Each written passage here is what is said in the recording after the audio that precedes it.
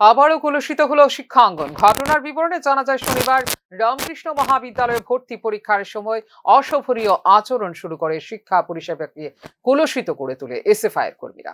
ঘটনাটি কলেজ কর্তৃপক্ষকে জানানো সত্ত্বেও নীরব ভূমিকায় প্রশাসন। এর এই প্রেক্ষিতে সোমবার কলেজ গেটের সামনে বিক্ষোভ দেখায় অখিল ভারতীয় বিদ্যার্থী পরিষদ।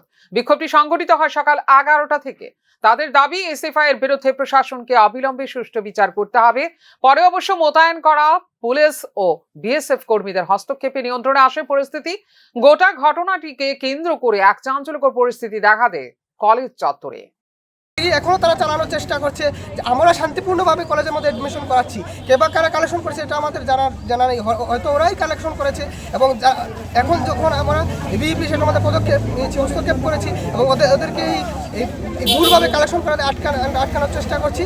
এখন তারা আমাদেরকে হুমকি দিচ্ছে, সংবাদ মাধ্যমের মাধ্যমে হুমকি দিচ্ছে, পাশাপাশি সোশ্যাল মিডিয়ার মাধ্যমে ওরা হুমকি দিচ্ছে যে আমাদের গরু যেভাবে ওরা জবাই করে সেভাবে আমাদেরকে ওরা জবাই করবে।